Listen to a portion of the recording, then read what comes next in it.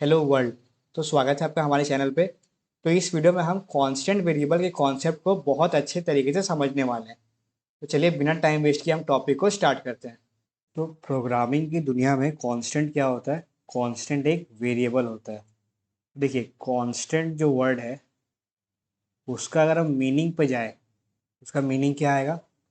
Something that is fixed.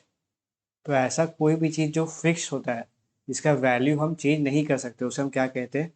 उसे हम कहते हैं कांस्टेंट। दूसरी तरफ जब मैं बात करता हूँ वेरिएबल्स की, तो वेरिएबल्स का डेफिनेशन क्या होता है? समथिंग दैट वेरीज, यानी कि कोई भी ऐसा चीज़ जिसका वैल्यू फिक्स ना हो, जिसका वैल्यू हम चेंज कर सकते हैं, उसे हम क्या कहते हैं? उसे हम वेरिएबल्स कहते हैं। तो आप देख सकते हैं दोनों जो वर्ड है कांस्टेंट और वेरिएबल्स, दोनों का जो मीनिंग या डेफिनेशन है वो दोनों आपस में क्या है? कॉन्ट्राडिक्टरी है, यानी कि ऑपोजिट है। बट जब प्रोग्रामर्स ने क्या किया, इन दो जो अपोजिट वर्ड थे उनको कंबाइन करके कांस्टेंट प्लस वेरिएबल, इनको कंबाइन करके एक नया कॉन्सेप्ट बनाया। जो कॉन्सेप्ट क्या है? कि ऐसा वेरिएबल जिसका वैल्यू आप एक बार फिक्स कर दिए तो वो दोबारा चेंज नहीं हो सकता है। तो देखिए, आपके मन में भी सवाल आ रहा होगा कि हम ऐसा वेरिएबल को हम यूज़ ही क्यों करते हैं इसका वैल्यू हम चेंज ना कर पाए। देखिए, इसका एक बहुत बड़ा एप्लीकेशन है। इसका एप्लीकेशन हम कहाँ देख सकते हैं? हम इसका एप्लीकेशन देख सकते हैं फॉर्मूलाज में। तो आपको याद होगा, आपने मैथ्स में या साइंस के सब्जेक्ट्स में आपने देखा होगा, एक कांस्टेंट आता था। इसको हम क्या बोलते थे? जिसको हम बोलते थे पाई। इसका हम वैल्यू क्या कंसिडर करते थे? हम जनरली इसका वैल्यू क्या कंसिडर करते थे? हम करते थे 3.14। वैसे तो इसके आगे भी नंबर्स हैं, बट हम 3.14 जनरली कंसिडर करते थे। तो हम पाई का एप्लीकेशन हम कहाँ देखते थे? तो आप देख सकते हैं, जैसे कि आपका आ गया area of the circle. Area of the circle का फॉर्मूला क्या होता है? पाई आर स्क्वायर। तो आप देख सकते हैं यहाँ भी पाई का यूज़ आता है। फिर एग्जांपल हो गया एक और, सर्कमफेरेंस ऑफ अ सर्कल का फॉर्मूला क्या होता है? 2 पाई आर। तो यहाँ भी आप देख सकते हैं पाई का यूज़ आता है। एक और एग्जांपल आपका क्या हो गया? Volume of cylinder. इसका फॉर्मूला क्या होता है? पाई आर स्क्वायर एच। तो अब यहाँ भी देख सकते हैं पाई का यूज़ आता है। तो अब ऐसे केस में आप क्या चाहेंगे? आप चाहेंगे कि आपने एक वेरिएबल क्रिएट कर लिया, मान लीजिए पाई, उसके वैल्यू आपने दे दिया 3.14। आप चाहेंगे कि आपने जो वैल्यू उसे असाइन करके दिया है वो value throughout the program change ना हो। इस केस के लिए आप क्या करते हैं? आप कॉन्स्टेंट्स का यूज़ करते हैं। कांस्टेंट का बेसिक कॉन्सेप्ट क्या है? कांस्टेंट का कॉन्सेप्ट है ऐसा वेरिएबल जिसका वैल्यू चेंज कभी ना हो। अगर मान लीजिए गलती से आपने पाई का वैल्यू 3.14 की जगह 2.14 कर दिया, तो क्या होगा? आपका जितना भी रिजल्ट उस पर डिपेंडेंट है वो सबका आंसर क्या आएगा? गलत आएगा। तो उस केस को अवॉइड करने के लिए आप क्या करेंगे? इस वेरिएबल को, पाई को, कॉन्स्टेंट वेरिएबल बनाएंगे। कॉन्स्टेंट वेरिएबल बनाने से क्या होगा? मान लीजिए गलती से आपसे या किसी और से जो आपके प्रोग्राम पे काम कर रहा है, उससे क्या हुआ, मान लीजिए वैल्यू चेंज हो गया, तो आपको क्या होगा? कंपाइलर आपको एरर जनरेट करके दे देगा। क्यों एरर जनरेट करके देगा? क्योंकि आपने जो पाई वेरिएबल था उसको आपने क्या बनाया था? आपने कांस्टेंट बना दिया था। यानी कि आपने एक बार 3.14 वैल्यू असाइन किया, तो आगे जाकर किसी के थ्रू भी वो वैल्यू चेंज होता है तो आपको एरर जनरेट होगा। आप तुरंत उस गलती को, मिस्टेक को बचा सकते हैं। इसलिए हम कांस्टेंट जो वेरिएबल है उसका यूज़ करते हैं। चलिए हम प्रोग्रामिंग के थ्रू भी इसे बहुत अच्छे तरीके से और समझ लेते हैं।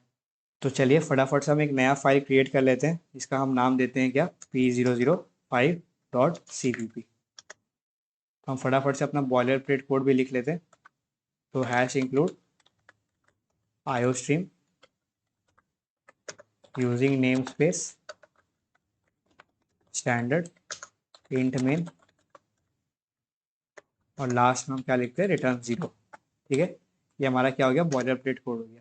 तो अभी तक हम क्या देखे थे? अभी तक हम देखे थे कि हम एक इंटीजर वेरिएबल क्रिएट करते थे। हम इंटीजर वेरिएबल कैसे क्रिएट करते थे? हम लिखते थे उसका डेटा टाइप, जो कि क्या था? INT। फिर हम वेरिएबल का नाम लिखते थे, जैसे कि एक्स हमने लिख दिया, और उसका वैल्यू एक इनिशियलाइज करते थे। इसका वैल्यू फॉर एग्जांपल हम मान लीजिए 10 देते हैं। तो ये जो हम क्रिएट करते थे ये क्या था? ये आपका था एक नॉर्मल वेरिएबल। तो ऐसा वेरिएबल मतलब कि इसका वैल्यू हम मॉडिफाई या फिर चेंज कर सके। ये आप जैसे हम देखते थे, इसका वैल्यू हम क्या करते थे? एक्स को हम 10 की जगह 20 करते थे, जो कि बिल्कुल लीगल था, यानी कि पॉसिबल था। तो ये कांस्टेंट वेरिएबल नहीं था, ये क्या था, एक सिंपल वेरिएबल था जिसका वैल्यू हम चेंज कर सकते थे।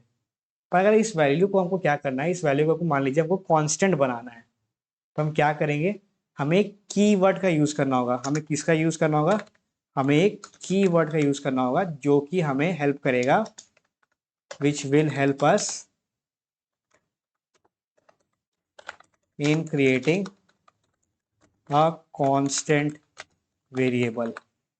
ठीक है, तो वो कीवर्ड क्या है, वो कीवर्ड है आपका CONST, जिसे हम प्रोनाउंस कैसे करते हैं, हम प्रोनाउंस करते हैं कॉन्स्ट। तो कॉन्स्ट क्या हो गया आपका, कॉन्स्ट एक कीवर्ड हो गया जो कि आपको हेल्प करता है किसमें, in creating a constant variable.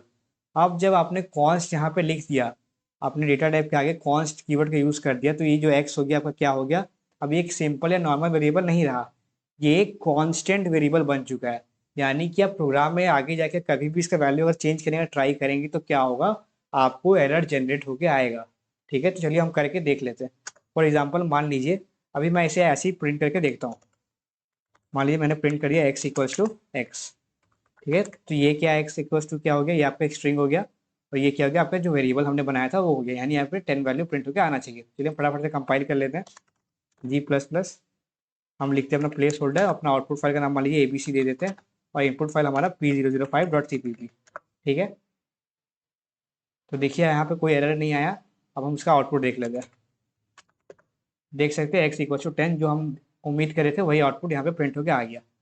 But अब मान लीजिए आपने क्या किया, आपने यहाँ पे x का वैल्यू को चेंज कर दिया। मान लीजिए आपने आगे जाके x को 20 वैल्यू असाइन कर दिया, तो अब क्या होगा, क्या यहाँ पे जो हमने प्रिंट किया है वो क्या प्रिंट होके आएगा।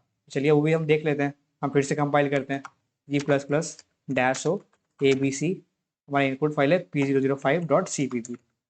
तो मैं अब एंटर दबाता हूँ, देखते हैं यहाँ पे क्या आता है। तो आप देख सकते हैं जैसे कि हमें एक्सपेक्ट किया था, यहाँ पे एक एरर शो हो रहा है। तो एरर क्या है, assignment of read only variable x.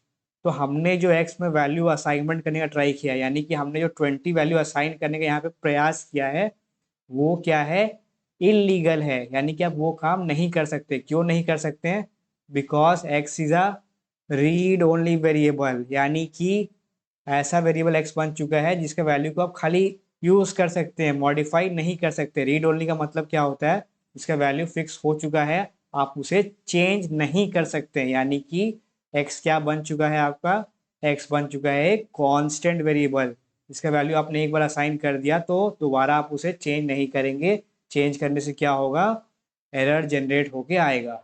तो मैं उम्मीद करता हूँ आप समझ चुके होंगे कि एरर आने का पीछे का रीज़न क्या है। एरर आने का पीछे का रीज़न सिंपल है, आपने यहाँ पे कॉन्स्ट कीवर्ड की हेल्प से एक्स वेरिएबल को क्या बना दिया, आपने उसे एक कांस्टेंट वेरिएबल बना दिया जिसका वैल्यू आपने एक बार असाइन किया, तो अब उसे चेंज नहीं कर सकते। आपने इस सेंटेंस में क्या किया, आप आपने इस सेंटेंस में उसको चेंज करने का ट्राई किया, इसलिए आपको यहाँ पे एरर जनरेट होके आया। तो मैं उम्मीद करता हूँ आपको जो कांस्टेंट वेरिएबल है उसका कॉन्सेप्ट बहुत अच्छे तरीके से क्लियर हो गया होगा। तो आप क्या करिए, आप वीडियो को लाइक कर दीजिए, और कोई भी डाउट है तो आप उसे आराम से कमेंट सेक्शन में कमेंट करिए, और इस वीडियो को अपने दोस्तों के साथ शेयर करिए ताकि उनको भी क्वालिटी और अच्छा कंटेंट मिल पाए। तो धन्यवाद आपका वीडियो देखने के लिए। हम मिलते हैं आपसे नेक्स्ट लेक्चर में।